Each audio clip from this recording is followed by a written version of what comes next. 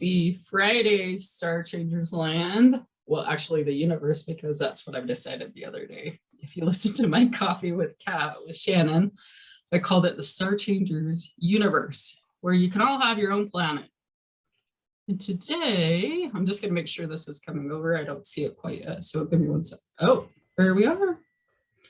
There we are. All right, we are streaming live in the Facebook.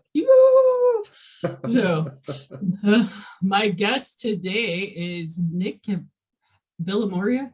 I always want to call you Nick Billionaire. That's really what I want to call you. I'll take it. I'll take it.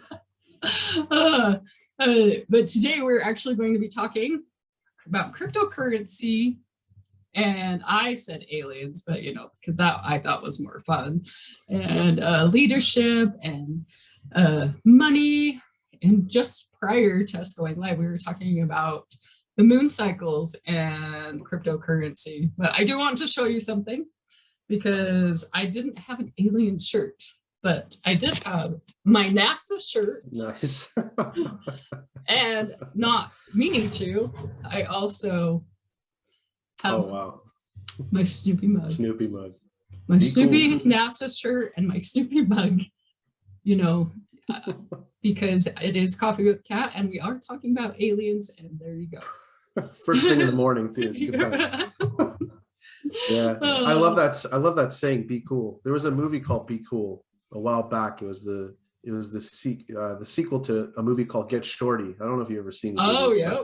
Yeah, but when I saw Be Cool, that was like my motto for like the next couple of years. Like, it's just always about just be cool with whatever challenges, shade, obstacles that kind of come your way. It was just like be cool. I really enjoy that saying. So it's cool to see it on your mug. Oh well, thank you. So that is Snoopy, the cool one. Icon. Yeah. Let me tag Johnny. I believe he wanted to come on here and watch this with us. Nice. Yeah, thanks so much for having me on here. This is awesome. I think since I've met you, I've you have a wealth of wisdom and knowledge, and I'm very grateful for any of our interactions that we've had. So when you kind of opened this up, I was like, I have to have this one-on-one with you and chat with you and hang out, because we can't do it in person, but we can do it virtually. So yes, really appreciate that. For sure. Well, and I appreciate those kind words. I sometimes it gets me into trouble, because I do have a wealth of knowledge with a whole bunch of different things, and so I'm not sometimes centralized in one thing. And but you know what? I think that's better, because you can have a conversation with almost anyone. 100%. Yeah, and that's one of the things my kids always kind of make fun of me. Like, somebody wherever you go. Like, that's what life is about. Networking. That's great. That's great. All right, Nick, go ahead and introduce yourself to our community. Well, my name is Nick Bilimoria, and currently right now I am an application specialist. I work with the city, generally speaking, and so I do a lot of user interface and related work, but my primary focus is with cryptocurrency right now, and I run one of the largest crypto Instagram pages in Canada. My handles are on the bottom there, XRP the North. Been a huge advocate for crypto probably since about 2017, where I started to see what was going on with Bitcoin. And you could say I was a little late, because Bitcoin was created in 2009 and was trading for like cents. And now, as of right now, it's trading for almost $55,000. So I love studying money. I think when I started to really understand this concept of how the money works in our world, and how the system is kind of laid out for us when we're born and we're working through things or going to school or whatever. But I really started to understand, I really wanted to understand how money worked and how investing worked, because having just one source of income, right, like going to your day job or whatever, it started feeling like it wasn't enough for me. Yeah. And I wanted to keep growing. And I know there's a lot of people that get that itch. And for me, this was my itch, was to kind of explore this investing side. So, reading books like Rich Dad, Poor Dad, Robert Kiyosaki, or his other book, Cash Flow Quadrant. I was on a silent retreat and I was reading Rich Dad, Poor Dad, because a lot of the, when I go on these silent retreats, obviously you're not speaking for like days. So there's a lot of downtime for, self-development or self-study or whatever study you want to do, whatever your purpose is. But that's when I really dove into this stuff. And I was having some mind-blowing experiences at that time, because I was connecting these dots with things I could see in my world. And I'm in Canada, so our structure is a little bit different than you folks in the States, but the ideology is still the same. The principles are still the same. So yeah, got into crypto and, been loving it ever since 2017. And it's exciting times right now as we go into Q4 of 2021. And I run the education side of this business to help accelerate people's growth and help them kind of enter this market safely with, basically an accelerated amount of knowledge. Because when you kind of come into any new space, just like, like there's so much information, there's so much misinformation. My goal is to kind of streamline that for everybody and provide them with the proper foundation. And I think this is kind of how we've also met too, right? As I think we're both teachers, we're both educators. And I would even say we're both leaders, respectively, in what we're trying to do. So yeah, that's a little bit about me there. Oh, awesome. Awesome. So, it's been awesome to be able to meet you over the last 6 months or so. And you were in the mastermind group that I facilitated, and it's been fun to watch you grow and share your knowledge with everybody as well. What would you say to the people out there that don't necessarily, one, believe it that like crypto is the way of the future, and two, if they do believe that crypto is the way of the future, but they don't understand how it works, what is the best path for them to go? Yeah, those are very, very good questions, because, in terms of that first question, like, can you trust this, right? It's a new form of technology. I would just relate this back to, and I'm not sure how old everybody is listening, but if you go back to the birth of the internet, so there was an era there where, and I was born in the 80s, just so you know. So I didn't have cell phones growing up. Everything was like pen and paper. There's no cell phones, right? iPhones or Android devices. But when the internet was birthed, there was a whole, there was a whole massive amount of interest in how to profit off of that industry. So you had all this big boom that happened, and then you have something called the dot-com boom, which is when everything just kind of tanked because the bubble popped. At that time, there are so many people in very important positions that said, what is email? Like, and they would actually say, like, what is an email? And, we can laugh about it now and they're like, are you serious? But back then it was a real thing, because they would say, well, I would just write a letter, drop it in the, in the mailbox, and, whoever is the recipient will get it in like less than 3 to 7 days. And that's the way the world works. I think that kind of thinking is not pushing any boundaries, right? And we saw a lot of companies that didn't jump into the technological race or the boom, or the just adapt. And a lot of these companies fell for what's known as corporate inertia. So another great example is Netflix versus Blockbuster. Yep. Right now, I grew up going to Blockbuster Video every week on a Friday, trying to rent those movies and the whole experience, right? We had another video store called Jumbo Video, I think, and they had popcorn. So we're kids, so we'd be going there and getting free popcorn while we're looking for movies to rent. The thing is, they had Netflix, the little sticker on there, be kind, rewind. Exactly, right? I think right now there's only one Blockbuster remaining in the world. and they even made a I didn't even documentary know on that. this. Yeah, there's a cool documentary on it on Netflix. Funny, oddly enough, it's on That's funny. Netflix. But it proves this point about corporate inertia. So I relate all of that to what we're seeing now with crypto, because in 2008, we had a massive market crash in the States, which is with the real estate, right? The housing market just, Yeah. but what happened was it had a massive impact on the rest of the world. And Bitcoin was birthed through that crash in 2009. And the whole idea was about, a decentralized way of payments. That's how it was originally conceived, right? Because they're trying to eliminate the middleman, which is our banks, if you follow me so far. Yep. So fast forward to the future, what's happened is you have massive companies now investing in cryptocurrency as of like right now. As of literally September of this year, we now have El Salvador. They made Bitcoin a legal tender in their country. You can use Bitcoin to buy a Happy Meal at McDonald's.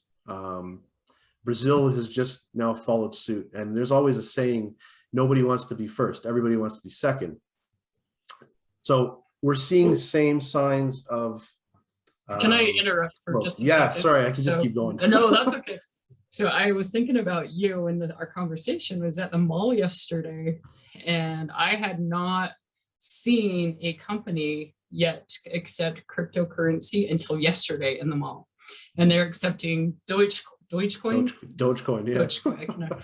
And I was like, oh, that's interesting. And then they have like a little kiosk with like crypto stuff and as well. And I was like, this is all, it's coming to fruition. It's coming, yeah. I think the only thing that stands in the way right now is, in the States especially, is regulatory clarity, right? Yeah. There's been bills passed to try to get the process going. I know even in the States, they formed a committee. They're trying to form a global committee to discuss, and this is going to sound bad, but they're trying to discuss the illicit use of cryptocurrency. Because in the past, they've linked it to terrorism. And I mean, these are the narratives that they throw out there because they don't want people to get interested and take money out of the bank, right? They want you to keep your money in a bank. But we all know keeping your money in a bank is the worst thing you could do with your money. And I'm not saying that's to give you financial advice. I'm just saying, if you put your money in a bank in a savings account and you're getting like literally less than 1% return on your money sitting in there, versus putting it into an asset like gold or silver or stocks or crypto, where you're going to see a significant, growth in comparison. They don't want you to take that money out of the bank, because a lot of our 1%ers in the world, they're actually borrowing that money that the bank uses your money as collateral so that they can 10x in loaning that money out. And that's how the rich people keep making more money, is they're just taking money out and they're using their own assets against that loan. And they're making that money turn into way more money, and then they pay back the loan. And now with COVID, interest rates dropped.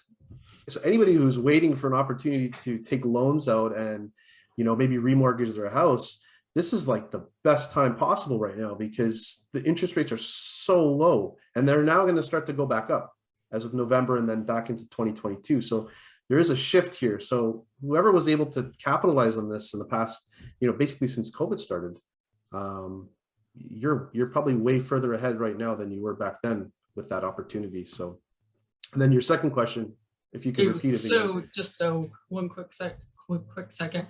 So when the interest rates go down, then you have more buying power with your money, for those people that don't quite understand that. And so that's what Nick was talking about, because if you've got the lower interest rates, you get more power with the dollar or with whatever currency you're using. Exactly. That's so true. I think also our society, at least in Canada, and like I said, I know I think our mindset's very different here compared to where you are. And, I've met a lot of, US folks, and, I gotta tell you, I'm so impressed with the people I meet, even someone like yourself, where, everyone's trying to be an entrepreneur. Everyone's trying to create multiple sources of income. The money mindset, they have a great relationship with money per se. Most people that I meet in Canada, it's a little different, right? We are, a democratically social country in terms of how we operate. And, you know, we are taxed more than you folks, but here everyone is not really raised with the idea of being an entrepreneur. Everyone here is raised with like, go get a good education and, be a lawyer, or, be an accountant, or be a doctor, or go into the trade. But that whole idea is just packaging you up into a middle class that the rich are going to keep feeding off of, because your money just keeps going into a bank account and you're living paycheck to paycheck, right? There's a bit of a trap I find here, and I feel like you folks don't have that trap per se. I think it's people Different that trap? you've actually met. And so Probably. no, that trap is so prevalent here. I think it's just the fact that you personally, because of what you do, you have met the entrepreneurs of the world, the business leaders of the world, of America. But I mean, same idea goes here in America. Is that's exactly what they do. They set you up to go to school, to go to college, get a good job, and then nobody can get the gold watch anymore. But Yeah, because you're in debt by like $100,000, right? The schools out there are wow, that's a hefty bill to pay to go to school to get education. Right. And there's nothing wrong with education. That's not what this is about. It's just understanding the money, right? That like you're already going into bad debt. It's not even good debt. It's just bad debt. And I learned that, like I said, when I was reading Rich Dad Poor Dad. That one little book blew my mind. I kind of circled back to your second question, which was about like newcomers coming into crypto, and what would I suggest to them? It's the same concept of what I did with money when I started to understand it. Was you have to educate yourself first. No one's saying take a second mortgage out and buy $500,000 worth of Bitcoin. No one's saying that.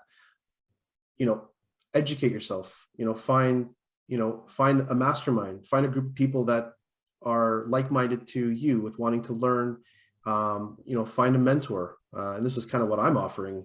Part of my business model is to be that mentor, to provide a mastermind group, and basically kind of help, your growth along the way. So you're not going to make the same mistakes I made, right? I don't want anybody falling into the potholes I fell in earlier on, right? I don't want people spending 5 figures worth of money into something they don't even understand. Like that makes no sense at all, right? You wouldn't do that in any other field. But in crypto, people are doing that because it's like gambling. So, right. So, and I keep getting messages of like Facebook messages. Would you like to be in my get cryptocurrency help? And I'm just like, no, I have my person. If I want help, I'm going to Nick. Yeah, for sure. I'm here to help. Like I said, I'm here to help. So, but yeah, aside from that though, yeah, I know I'm just going to change gears here, but you talked about aliens earlier, and like extraterrestrials and stuff like that, conspiracy theories and that whole, I'm obsessed with this world. Nobody really knows it, but I'll put it out there right now. I'm obsessed with this world. Yeah.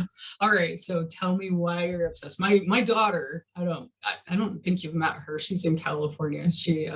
I get to go visit her in 2 weeks. I'm so excited. She is actually also obsessed with this world. So it will be fun to hear your take on everything. My take, yeah.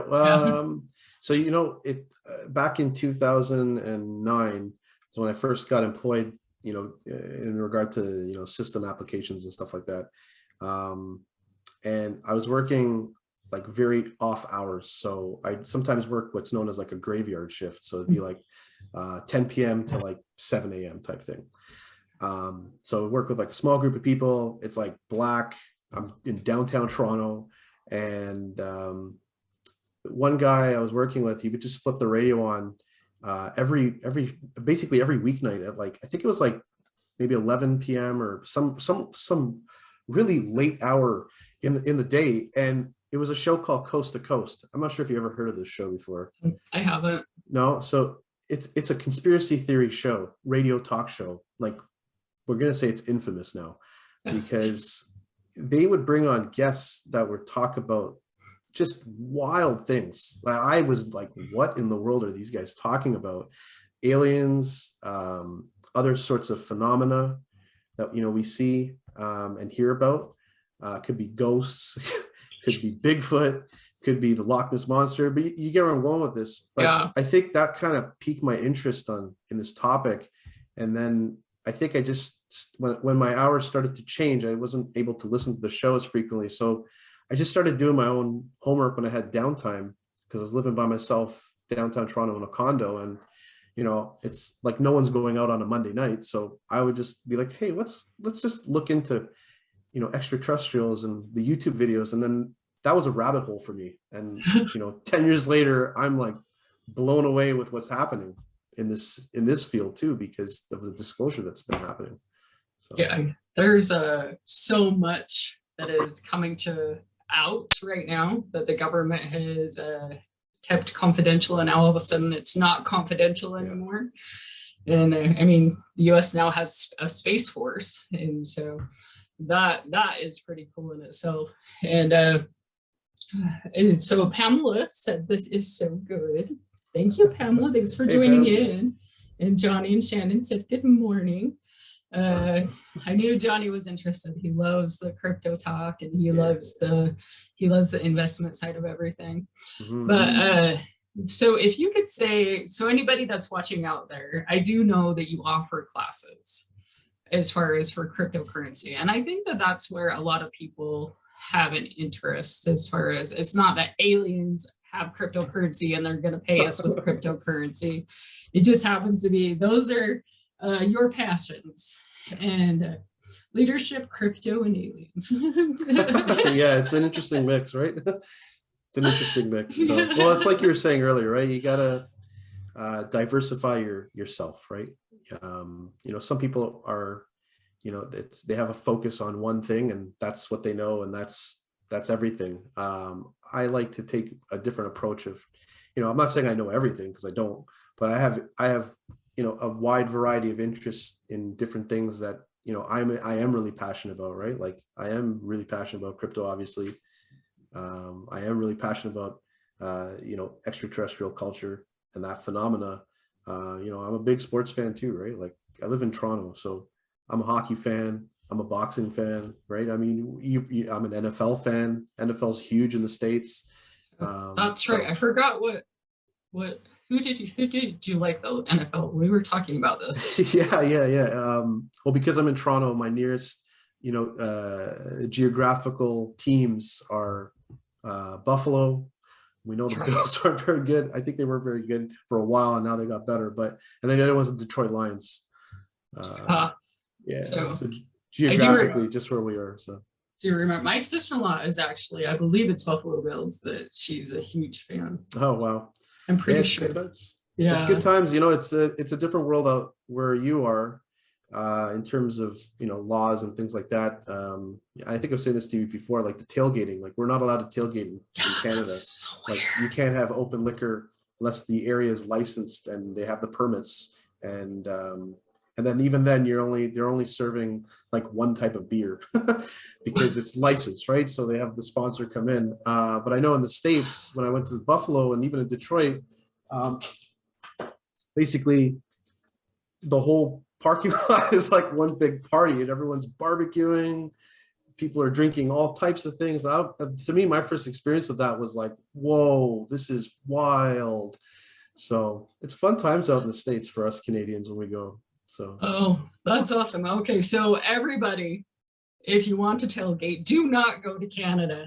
You can't do it. It's illegal. Don't do it. It's illegal. That's awesome. So yeah. I so appreciate you being here with us. If there's anything, if people want to get in contact with you as far as the crypto class or anything you can do as far as cryptocurrency, I will. Can you add your link in on actually the Facebook group? Yeah, no problem. I can do that. Okay, we can do that after the fact. Sure. Because a lot of times people will actually watch us throughout the day.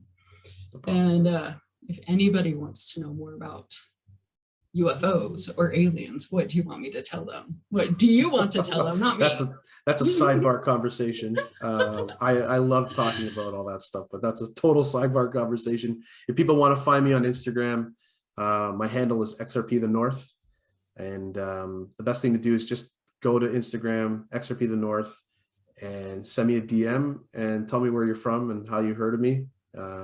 If it's from this, if it's from this session, then just specify that, and we'll just have a conversation and take it from there. So nice and easy. It was awesome. So I was gonna share with you when you were talking about extraterrestrials and like ghost adventures and stuff. There's a numerous. Have you watched the Ghost Adventure show? No, I have not actually. Oh, you haven't? I don't know if it's on Netflix now or where it is, and they had quit airing it. But they would go with a whole bunch of different cameras and stuff and try to talk to different whatever spirits or whatever it was there. But my daughter was like so into it. She still is. She's very into that kind of stuff. And so when you talk about like the ghosts, the extraterrestrials, it kind of like correlates to my daughter and how much she loves this this stuff. Well, if anyone is interested in watching anything with aliens or the UFO culture, I highly recommend just go on Netflix, and there's a guy named Bob Lazar. There's a documentary made. Watch that, and just watch that. And then there's one other documentary by a guy named Dr. Stephen Greer. It's called Unacknowledged. Watch that as well. So those two documentaries will set you up like perfectly, because back when I was investigating on my own time with this culture, there was no real documentaries made per se in terms of the new age, right? Like where we are right now with our technology, up until recently when these two documentaries came out, and they really outlined a lot of what has happened in the past and what it means for the future, right? And it's quite profound stuff when you really, really think about it, about what's possible and what we think is possible. And there's a big disconnect there. So much so. And I think we all can feel it, especially with COVID and stuff, and how we're going through this huge shift in just society in general, in the human race. And so it'll be interesting in a couple of years to see how this all comes about. Maybe we'll have aliens for our friends. Maybe I am an alien. Maybe they're already here, right? Like you just said, maybe I'm an alien. But awesome. Thank you so much for your time, Nick.